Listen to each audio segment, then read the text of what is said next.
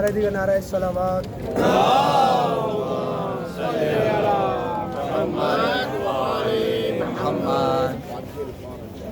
اعوذ باللہ من الشیطان الرجیم. بسم اللہ الرحمن الرحیم. اللہم صلی علی محمد وآل محمد. ابھی ہم جس مقام پر موجود ہیں یہ مسجد حنانہ ہے. اس مسجد کو موضع رأس الحسین بھی کہا جاتا ہے، کہ وہ جگہ جہاں پر امام حسین کے سر کو رکھا گیا. مصائب کی طرف جانے سے پہلے یہ بتاتا ہوا چلو کہ مسجد حنانہ وہ جگہ ہے کہ جب امام جعفر صادق علیہ السلام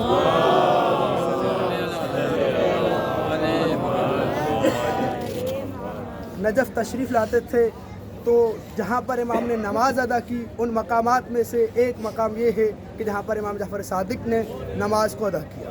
مسجد حنانہ میں امام جعفر صادق نے نماز ادا کی. اس کے بعد حنانہ کسے کہا جاتا ہے؟ حنانہ عربی کا لفظ ہے. اس کے معنی یہ ہے کہ وہ اونٹنی کا وہ گریا کہ جس اونٹنی کا بچہ گم ہو گیا. جب اونٹنی کا بچہ گم ہو جائے، جب وہ گریا کرتی ہے تو اسے حنانہ کہا جاتا ہے. اب اس کو حنانہ کیوں کہا جاتا ہے؟ اس کی روایات میں دو تعویلیں، دو وجہ ذکر کی گئی. دونوں روایات امام جعفر صادق علیہ السلام سے ہیں.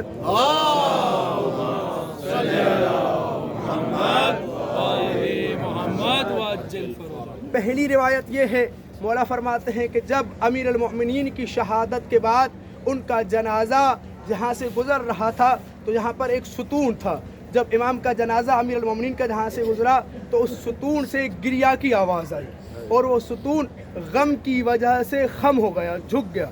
اس وجہ سے اس کو حنانہ کہا جاتا ہے. پہلی وجہ یہ ہو گئی کہ جب امیر المؤمنین کا جنازہ یہاں سے گزر رہا تھا تو اس جگہ سے رونے کی آوازیں آ رہی تھیں. دوسری وجہ یہ ہے، امام سے ہی روایت ہے، امام فرماتے ہیں کہ جب امام حسین علیہ السلام کی شہادت کے بعد کہ جب کربلا سے کوفہ کی طرف قافلہ جا رہا تھا تو اسی جگہ پر مسجد قائم ہو چکی تھی.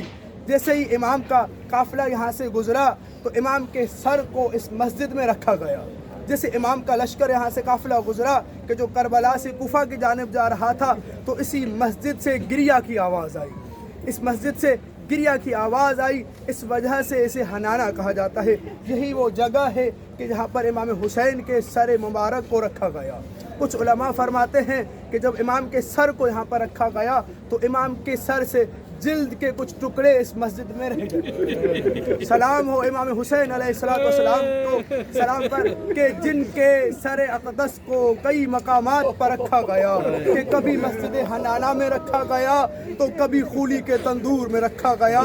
سلام ہو اس مقام پر کہ جو مدینہ سے کبھی حسین کے ساتھ کربلا میں موجود ہیں تو کبھی حسین کے سر کے ساتھ حنانہ میں موجود ہیں تو کبھی خولی کے تندور میں فاطمۃ الزہرا اپنے بیٹے کے ساتھ موجود ہے.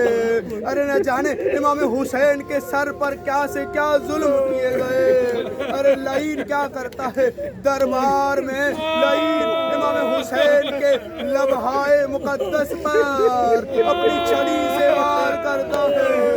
ارے یہی وہ سر تھا کہ جسے دشت میں رکھ کے جناب سکینہ کے سامنے پیش کیا گیا. لعین پوچھتا ہے، اے جناب سکینہ میں نے سنا ہے آپ کو کھجوریں پسند ہے، کیا کھجوریں کھانا پسند کرے گی؟ بی بی نے کہا، بی بی نے انکار کیا. جب اس نے اصرار کیا تو بی بی نے ہاں کہی.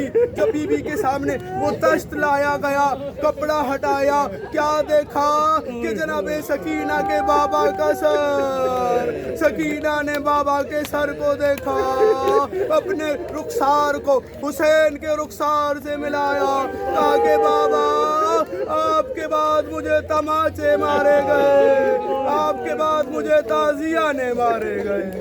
اللہ ولعنت اللہ علی القوم الظالمین. سيعلم الذين ظلموا أي منقلب ينقلبون.